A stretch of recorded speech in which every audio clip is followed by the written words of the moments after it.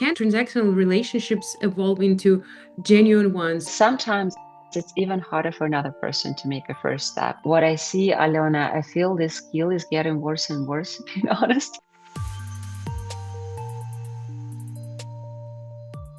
Welcome to Futures in the Making. Today's guest is Vera Maslova. Vera is a strategic networking and relationship building expert based in San Francisco. With over a decade of experience across cultural, nonprofit, and business sectors, she has helped raise $9.5 million and organize more than 300 events, working with organizations ranging from MasterCard and Nissan to Louis Vuitton Foundation and Fabergé Museum. Welcome, Vera. It's so nice to have you today. Yeah, so Same, that's an honor, Alona. I'm so happy. I love you as a friend and happy to be here. me as well, and we will start right away. Many professionals believe good work speaks for itself. At what point does that belief quietly start limiting careers, especially in Silicon Valley? What's your idea on this point? I think that was like a paradigm that we were raised in when we were kids, especially for our parents and older generation. And I think 20 years ago it worked. There was no social media, not kind of there's so much noise and everything. And I would say if you're a top nerd engineer, like I don't know, 0.1%, that would still work. But for all of us, the rest, I think it's so much important to be visible. And you can be a fantastic person and you can work hard and you can be so have incredible skill set and background. But just because other people don't know you, it's not that they would find you and everything. So I think it's for everyone, no matter what you do, even if you don't do anything, it should be part of our life to build connections, to do networking. I actually don't like this word, but I just don't know which one would be the other one. But it just, you need to invest time in the circle that you're in, and it's the choice. It's not that you have it and that's the final destination. You can change it.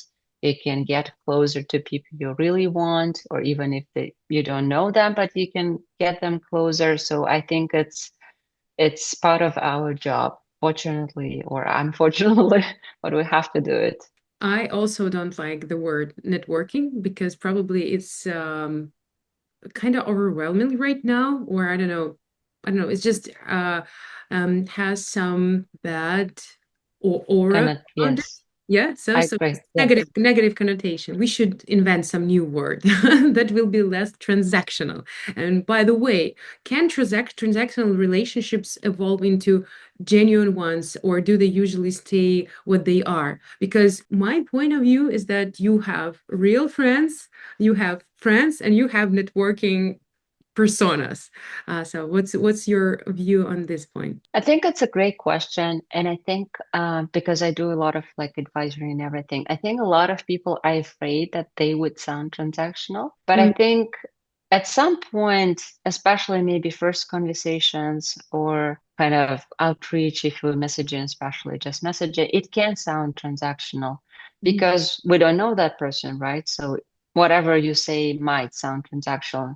And that's why, and I'm sure we'll speak more about it, it's important how you show up, how you present yourself further, how you maintain this relationship, how you do follow-ups, how you actually, from just connection, you build relationships. So first three kind of, if we call it like touches, which I also don't like, mm. it's hard actually, especially if it's not a dinner, if it's something you have only like 5, 10 minutes, it's really hard, right? But also I feel there is expression, it's not mine, that whatever we give to this world, people are the mirrors, what we bring to the table.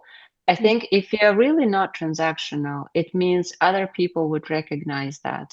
But Mm. you need to start doing that because if you would not start, you would never know. But I think transactional people attract transactional people, and not transactional people attract really thoughtful, deep, um, but also what I'm always sharing, it's hard to make a first move for yourself, but it's even harder for another person to make a first step. So when we do the first step, when if we're at some event, Mm-hmm. and we just start talking with a stranger, we actually make life of this stranger easier because we made this, he or she doesn't have to do that, right? So it's on our side. And then if you're really not transactional, I think we shouldn't just worry about that, because in times everyone will see what is real, what is not. I feel transactional people are very active and noisy, and that's why I really want more not transactional people do more networking. Yeah, this is an interesting point of view because usually I assume when I come to some kind of an event that everyone around me are that they are more confident that I that I am. Yeah. So they and that's why when you come to some person, when you reach out some person, in my head, it's like maybe I annoy this person already. Yeah. So and that's an interesting point of view that maybe you save this person too because they also don't feel confident, or if they do, maybe they're just, I don't know, tired or something else. Yeah, so if you do the first step, you're the leader at this point. Yeah, so you're not someone who's standing um, with an open palm, yeah, and asking for something. Yeah, Yes. you're offering your help. That's a great point of view. So say thank you for this uh, vision. And I also wonder, how do you personally distinguish a real relationship from a transactional one? Do you have this kind of a do you have some kind of a tool, or I don't know, signs going on? I see that. I think especially in Bay Area, there's too much of this. I kind of don't like it. I think here the main question after like how are you doing? Mhm, So the main questions are where are you from? And then another, what do you do? And I really believe that what we do doesn't define us. mhm, And I mean, we're not from the States, right? I think it's even more intense in Silicon Valley than anywhere else, maybe New York too. mhm, Um, so I kind of feel if I would tell anyone not my job thing, I feel how people get frustrated. Sometimes I even people ask me, okay, what do you do? I'm saying, I'm just having fun in my life. And I see how like their faces changes. But it's true that I do fun and I do fun and I'm explaining in different ways. Job is one part of it. And yeah. my job is actually to connect, to learn about people, right? And it's kind of just to see the reactions. But I think transactional also usually shows in sometimes you see that people lose interest in you right away. For me, it's very transactional. Mhm, And that maybe will be the first red flag in some way. mhm, And so I don't like when people judge, right? Because you can always put conversations in different way. And if people are interested only in your role and they don't go further, then it's kind of very transactional to me. But also I see, for example, if we're talking about like online communication, I mhm, see that people are asking something mhm, and then they disappear. So this is very transactional for me. And maybe another thing which I also don't like, and that's what I'm also advising others like to do it differently. I mhm, do a lot of introductions, and I see that some people don't come back after introductions. mhm, And I know from LinkedIn post, oh, they started project together, or recently there was one point I introduced to people. Then I know they started working together, mhm, but the lady that I introduced, she didn't come back to me and said, "Oh, that was a great." Like, I think being grateful, coming back, giving a feedback, because if that person is not coming back, I'll probably not do more intros, right? For me, because, and I know for a lot of connectors here, they told me the same thing, so it's not just mine. mhm, I think coming back, being grateful, being thoughtful in follow-ups, mhm, or just asking if somebody tells you I'm sick, I can't go to event. I think not being transactional is actually in a few days asking, hey, how do you feel? It's not that you just want that person to get at the event. You really care because I mean, it means maybe that person needs something, or you can just support by asking already is a support. Um, so I think this small things matters a lot, and I do believe that more AI we have, more agents are now on all social media. I think even more important would be human connection. and more the ways to express it, the more meaningful it is. And what I see, Alona, I feel this skill is getting worse and worse, to be honest, because I think even our generation is not the best, but Gen Z is even harder for them to do these things. Mhm. Sometimes they show me like, oh, nobody's responding me. And I'm asking, like, show me, okay, the letters, like the messages that you sent. Mhm. And then I see, I would never respond to you. Like, it just not, I mean, the way you write, there is no clear question. There is no question mark. Like, for Whether me, only yeah, like, just even like we talk about like very top things, but even basic things are hard for people, like how to write a letter that person would respond. It's and people feel chat GPT and everything. It just sometimes it's too flat, sometimes it's not clear. Sometimes Mhm. people outreach saying, hey, let's get on a call, discuss partnership. And I'm saying, this is not specific. Why person should give you 30 minutes if you are not specific about what you're asking? Kind of communication skill in some way.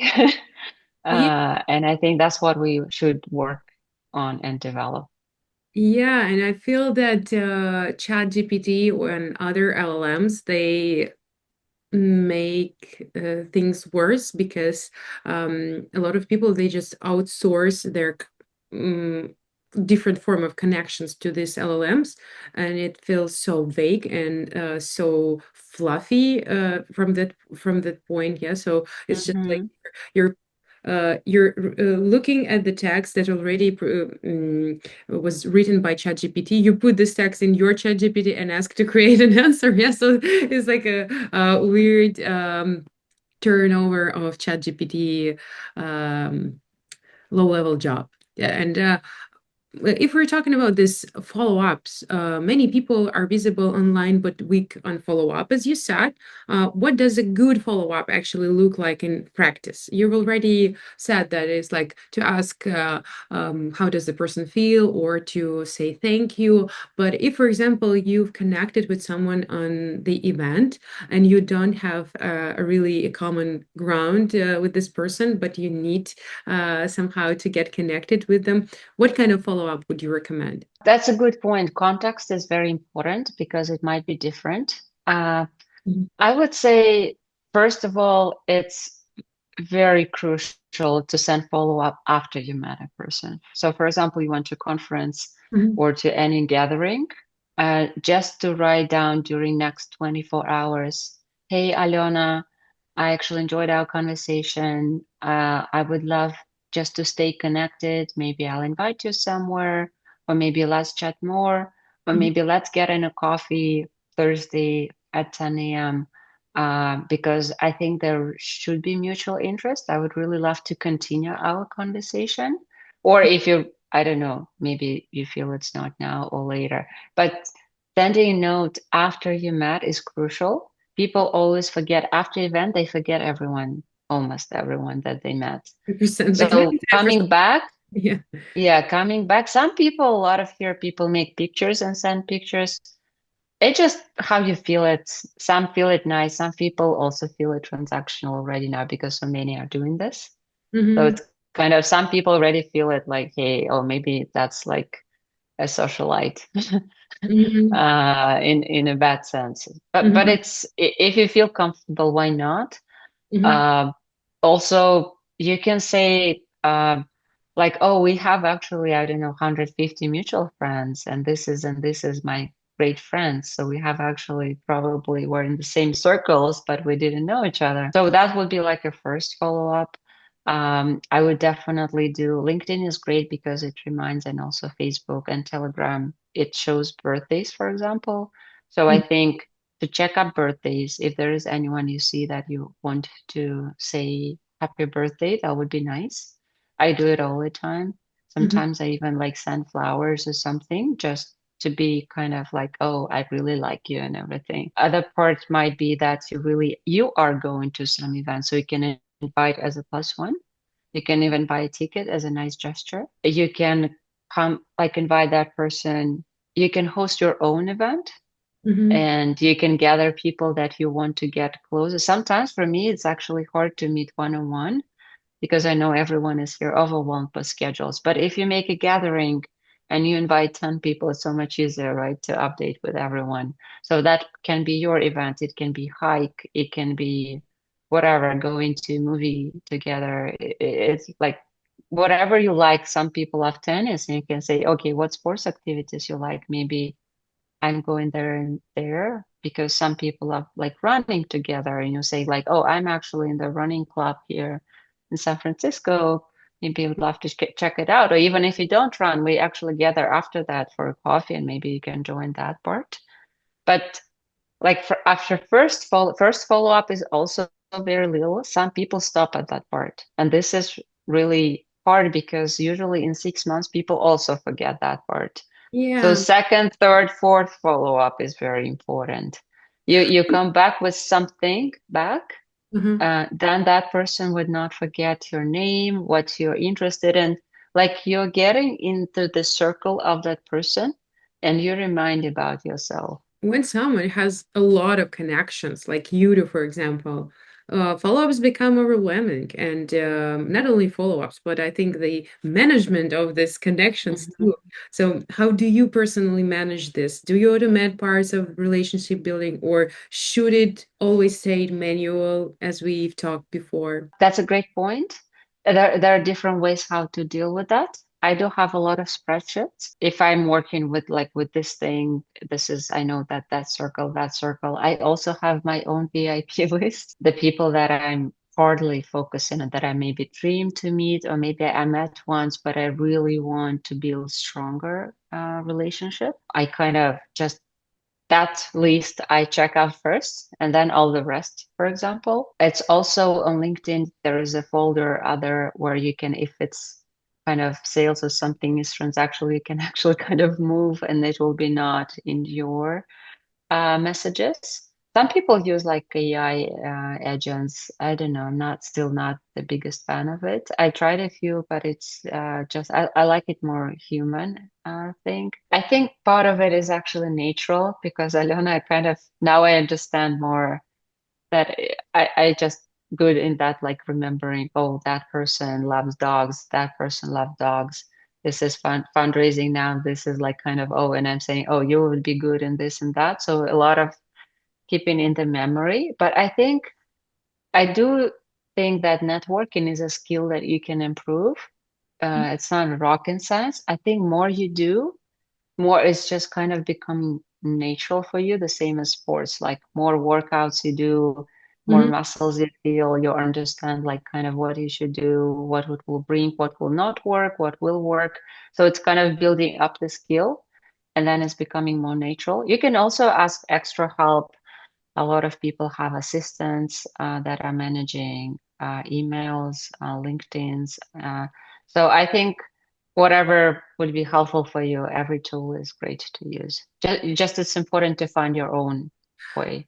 Yeah, and it's not that important for everyone to have that amount of connection as you have, yeah, because you're like a Olympic Olympic sports woman in this area, yeah. So this is part of your Thank you. job to do this, yeah. And a lot of people like they just need some circles, Exactly. yeah, not I that agree.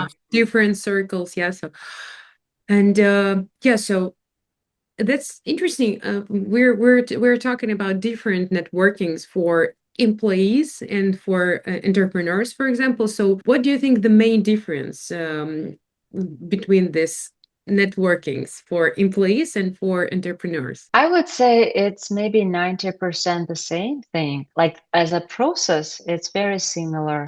Hmm.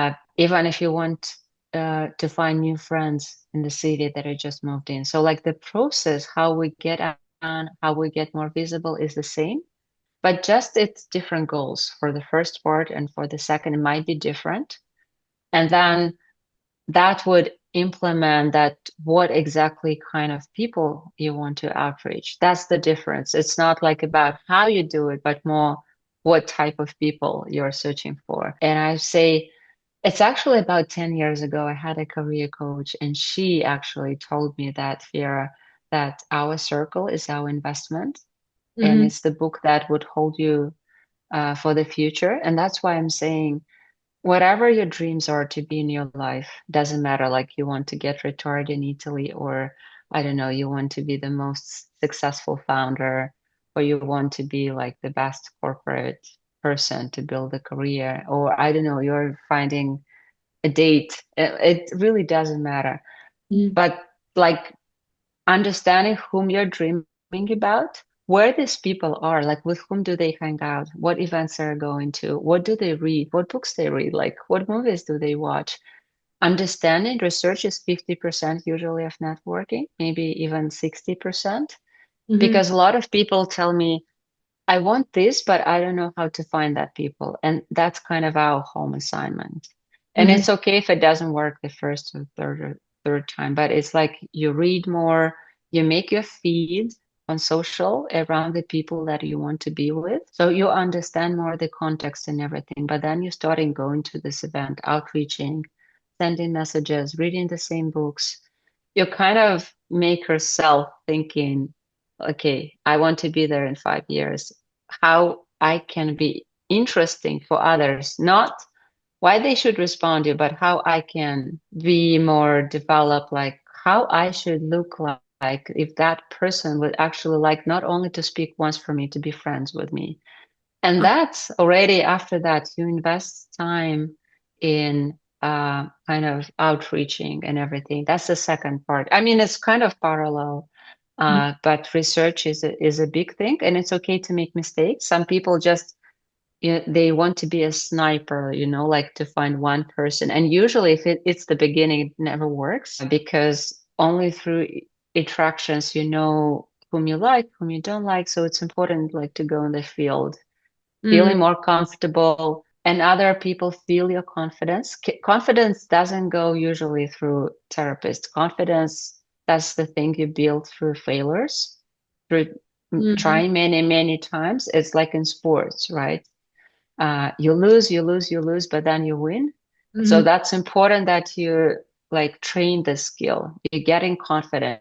You're getting in uncomfortable situations when you start the conversation or you do follow up. Follow-ups is very uncomfortable field. If you think it sounds easy, it's never easy for anyone. But then you know how to do that because you did it 100 times. And then it's still uncomfortable, but you know how to go through this uncomfortable thing. I think that it's a really interesting point of view that confidence builds through failures, not through therapists, because a lot of people now have therapists and they think that it will work. It will work out.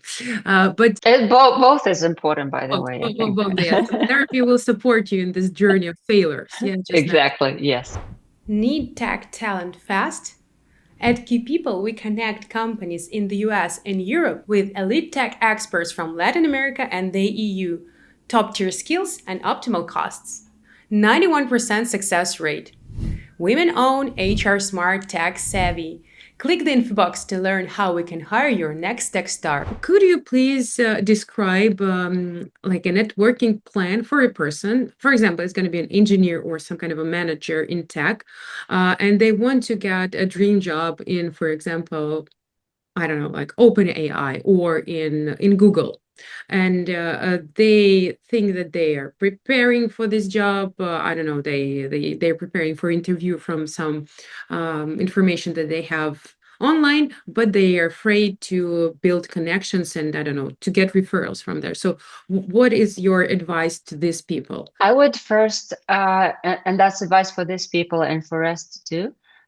First, we try to get coffees with people that we know because usually that's the fastest that you would get Mm-hmm, engagement with. So mm-hmm, if you know anyone other engineer that is already working there, this mm-hmm, is number one to try to get a dinner together mm-hmm, because then you can share. If it's a friend, then it's easy. If it's someone that you met once, you say, "Hey, I'm in transactional, like I'm in transition right now, and I would love to know how you build your path.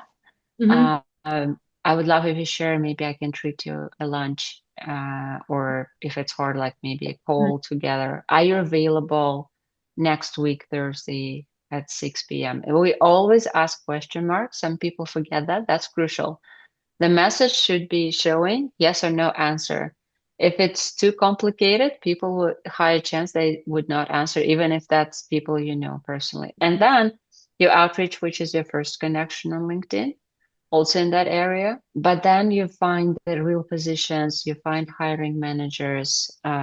So you kind of it's building up, right? So you start with small, but then you go further and further. Career coaches, like I think as much help as you need to get is important because everyone that we outreach has its own other circle, right? We Mm-hmm. always can ask at least one introduction. Oh, yeah, Sometimes got before about I meet this. Yeah, someone, it's a nice rule. Yeah, to introduce to yes, to ask for introduction. Yes, good. yes, feel free. I mean, everyone whom we meet, I don't know, take any celebrity, they were not celebrity from the beginning. They build themselves up, right? Everyone was in situation that you were probably. Mm-hmm. And they, if they're genuine people, if they're not transactional by themselves, it means they understand that you're in difficult situation. And especially in the States when you don't have job, it's like kind of you're in survival mode. And you can search that person before meeting.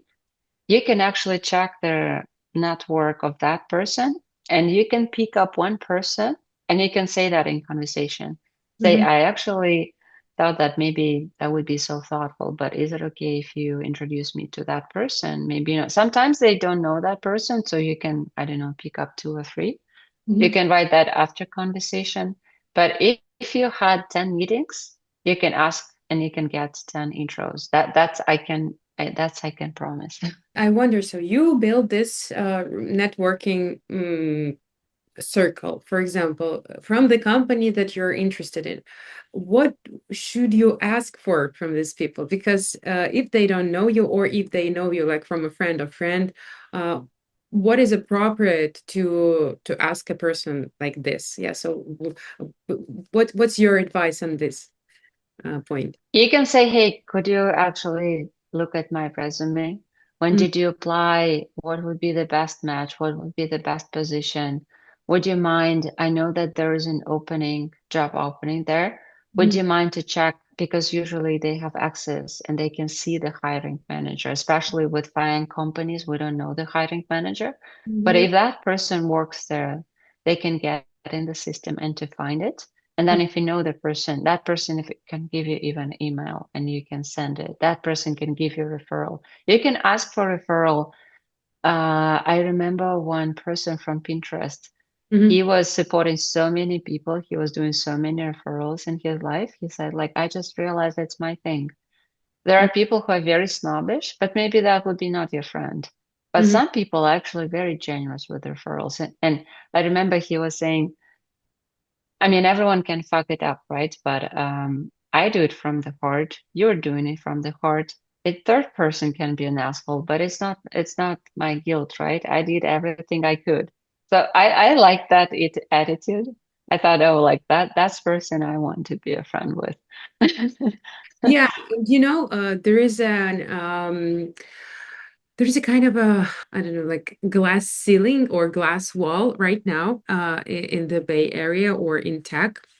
That yeah, there is a system of referrals, but at the same moment, people understand that the competition is very high, so you shouldn't apply through some job board. You should find a referral, and referrals they also they get cheaper, for recruiters and for hiring manager. So how to stand out from this other referrals, yeah, that are kind of cheap, and how to become a more valuable referral in this company. What's your advice? I think it depends on the size of the company. I think when it's huge companies, it's really hard. It's more that you stand out with your outstanding Mhm, abilities or background. But I know a lot of also interviews are not very fair.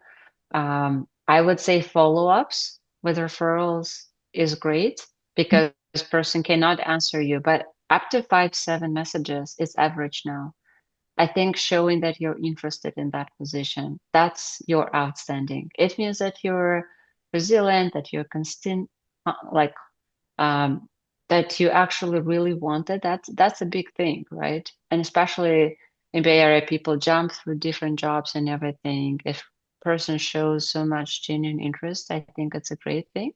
Hmm. So it's not just one letter, right? You can send many letters. You can still connect, even that, for example, this position would be closed with another person. You can say, hey, maybe we can get on a call. You can give me feedback. Maybe I can change something in resume. Maybe I can do some more qualifications. Maybe you would open up another position, maybe another department that is close to you. How can I keep updated or anything? So it's kind of building relationship with everyone you outreach. It's kind of also networking thing. Hmm. Just that more visible you are, great you are, you can say, I have great cases. Maybe it's not visible from my resume. How maybe you would, what would be outstanding for you if you would choose? So asking their feedback, I think, is crucial. And if they cannot respond, they can ignore it. But if you're applying for 100, I always assume that at least one of 100 would answer. But it's important to be very persistent in that. Agree. So the connection, less transactional, more deep. Yeah. So showing that you're not transactional actually, that you're really really interested in this. Yeah. So it probably uh looks really appealing to someone who works inside of the company. Yeah. So it's not Mhm. common these days because probably people try to make their funnel bigger, yeah, so it's wider, not to do a very um, precise I don't know, attention to something that they're interested in. My So advice is it's actually, Alona, it's a great point. People ask me how much should I outreach new and how much I should focus on the ones that I have. I usually say 60-70% of your efforts and time goes to the people that you already know or you're connected in anyway. And 30-40% goes for the new ones. But don't make it 99% for the new because that's the longest way. It's you sometimes people are burn out in that way and everything. Focus first on people you know. mhm, agree. That's really interesting. That usually Mm, that's it's like from sales. Yeah. So usually your current clients, they bring you 80% of revenue and your new right, clients is like 20. right, But you still need this new clients, new networking friends because right. yeah, it's you always need to build it up. Got it. And what are the most common networking mistakes you see among smart, capable professionals, especially engineers and managers, if we were talking about employees? I would say networking is considered something additional. Mm. A lot of people really don't do that. Hmm. But then they got fired, like one day they don't have emails or anything. And they have so little connections. And I'm saying, yeah, because you needed to build up like a year ago. Mm. And that now you need to start from the scratch. I think they underestimate the power of the circle you're in. And I would say maybe that's number one mistake. It's not only for managers and Perfect. employees, it's for many, many people. I think in general, like in schools, we're not like kind of taught. I remember though in my school, I remember I was reading Carnegie, How to Make a Friend. I was actually very interested in that. And I thought, why this book is like, they feel like it's forgotten now. But it's like, it's very basic rules that were in the book that work still now. So I think earlier you start. I'm always telling everyone, start today. Don't wait tomorrow. Like invite, if it's Sunday, you go swimming, invite one person to swim with you. Like Hmm. just make it part of your everyday life and you would see that it's an investment that would fulfill your life in the future, no matter what you do. Like if, for example, now it's a great thing, like financial wealth to build, like, right? You can ask, okay, where do you invest, for example? Hmm. Or what are like whatever is on your plate, you can ask another person and to get like to have some answers. So maybe I would name that number one. And number second is that follow-ups. building how to move things from short term to long term. Mhm. That's really hard for many people. I see a lot of founders, who are very confident, even sometimes a little bit aggressive, and Mhm. they kind of think they're easy, they would do things right away, they outreach, they kind of fine in the first conversations. But what I always see behind that these people don't build actually relationship. They outreach, they people are nice, they respond, but then they are gone. And then this costs nothing. It's not actually valuable. Mhm. But if that person becomes and becoming part of circle, then it's extremely valuable. But that needs so much nurturing Mhm. during many weeks. So I think that part is also kind of very underestimated in our society. What you can bring to that person, how you can support, what first step you can actually. Maybe you will like a lot of people get connected for the kids, for example, and I think that's a great thing, right? I remember a friend of mine was living in Atherton, and he told me that, maybe during first 2 years, we didn't speak at all about work because for other your listeners, it's one of the most expensive areas in Bay Area, right? So like it's usually millionaires live there. So they Mhm. don't want to talk about work. But if 1, 2 years you're very consistent, you're building up, like you invite for birthday of a kid and everything, but then slowly and slowly, things opening up. So it's maybe the third part. I think a lot of us want results right away, but building connections, you should be very patient, first of all, with yourself, then with others. One person responded me in 2 years after I followed up. So it took me 2 years actually. I think I sent about 15 messages and letters, but I didn't give up. So not giving up and Mhm. having your pace and not expecting things right in the moment, not like first month, second month, third month. But we also like emotionally we underestimate how much we can actually do in 2 years. But if always 2 years, you always do this follow-ups, you kind of then in 2 years you build that network. So I think giving yourself pace, but being consistent, that's maybe number 3 and 4. This is so important, this topic about different kind of circles and different sides of different types of communities that we have nowadays, and we have endless communities here. Yeah, so free, paid, some kind of exclusive Yes. communities, some clubs, and so on. How do you define a community that's truly worth time and energy, and which of them are like not? I think it's that you should try. You never know. Sometimes people what are saying that sounds amazing, but then you get in the room and you find it awful. Mhm. So I think trying is a good point. I Mhm. think asking others who are maybe already part of the community, asking what do they think about it. And maybe the third part is just learning about different ones, maybe not to stick directly to one, but just try different parts, and then you will see which is yours, which is not. Sometimes I think sometimes paid communities are even better because there is a filter. But Mhm. for some of them, business part is too much. They actually make money, but they don't bring value. So there Mhm. is no clear answer or boundary about it.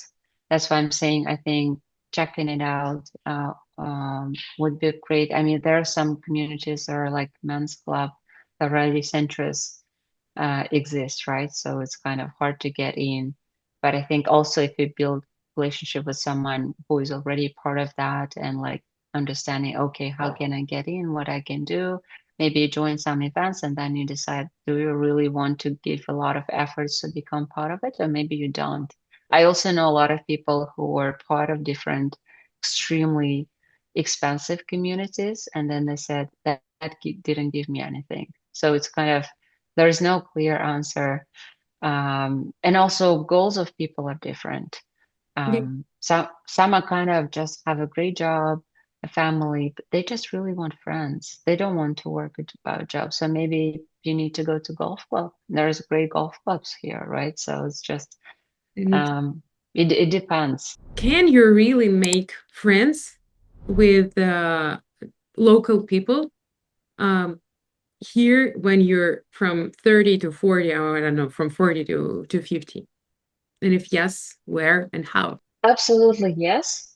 I think the advantage of these places like Silicon Valley is that there are a lot of immigrants and people who are new or they were new like 5, 10, 20 years ago. And they knew they were going through that journey where they were finding the new friends. So I think people in general are more open here. It's absolutely possible, but it takes efforts and time. Just what we talked before about it, just to be patient with yourself. So that can be like local things, local places. I know actually in my area, there's one investor who is having every Friday night gathering people at one restaurant, and anyone can join. He has actually great emails in sharing more history about the area and everything. So whatever, if people asking, okay, what are interesting communities? And I'm always happy if I can help with different communities because there are really so many. Or I don't know, you like pottery, or you want to try. There are so many pottery classes here. So no matter, or like you like wine and wine tasting, a lot of groups here with about wine tasting. So I think things that gives you joy, but you can add it and make it also networking and personal joy, but just not doing it by yourself, but do it with someone else. Or searching for like children's activities, right? You can ask, okay, who knows things, and maybe then you can go together and explore. There are a lot of startups also around kids.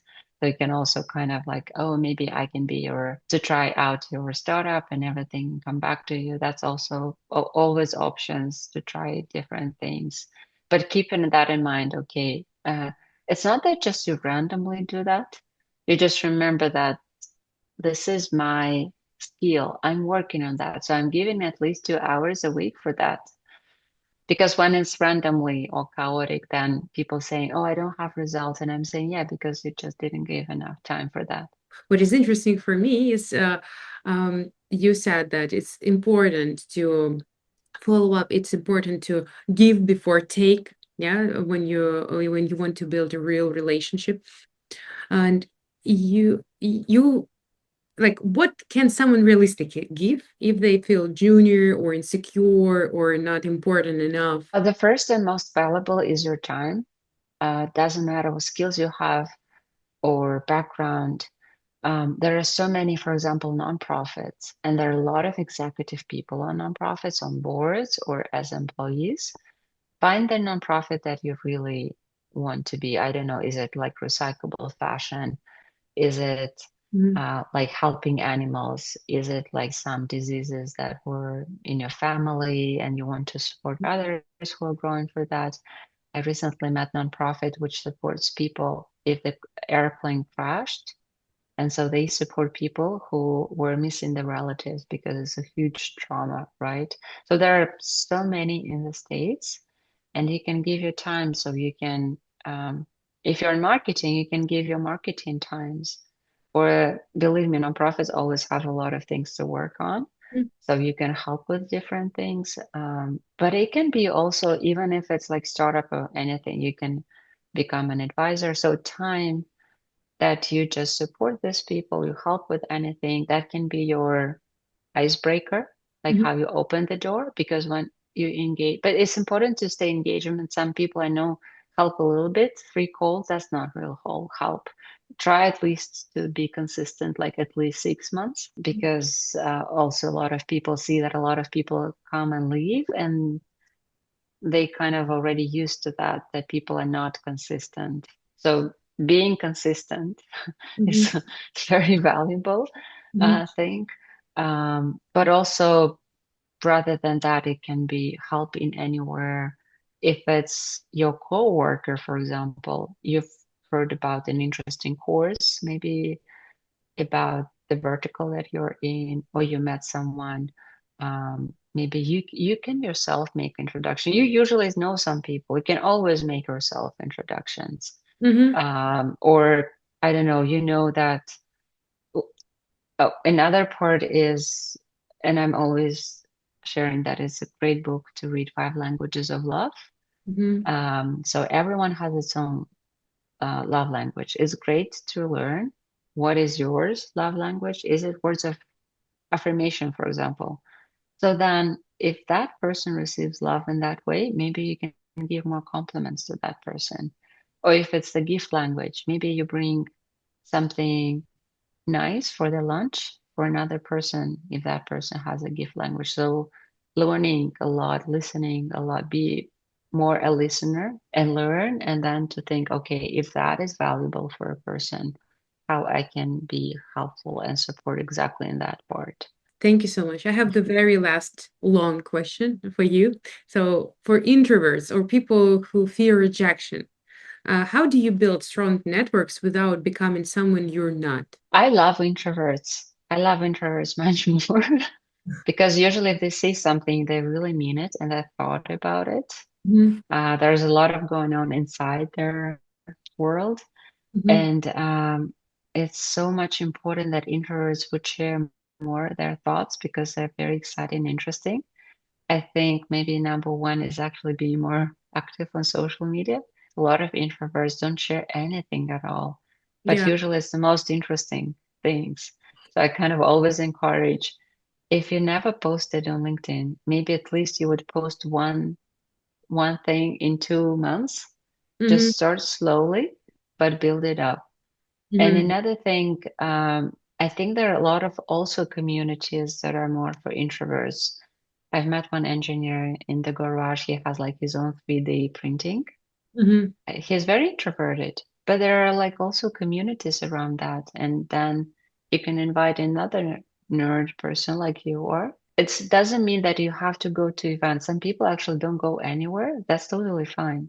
Hmm. But then you can find another people like you are and invite at least one person. One-on-one is also connecting and building relationship. Just find your own style that will work personally. You need to try a little bit, Yeah. which would work, which would not. But I can promise there is always the way how you can, it would be the right way for yourself. Thank you, Vera. And I have 4 to 5 questions that I would love you to answer very shortly, just as a go-to phrases or practices. So, how do you keep up with follow-ups when you have hundreds of connections? I do whatever I can. If I'm in a coffee shop line, I respond like when I'm going to sleep or in any moment. You don't need to have to um, sit in the front of the laptop. Just do it anytime. Thank you. Should networking be automated, or is that where relationships die? I'm the fan of manual thing and more curated. Um, and I think that part would never die, as we're all humans. What's the biggest networking mistake smart people don't notice they're making? About networking. Yeah.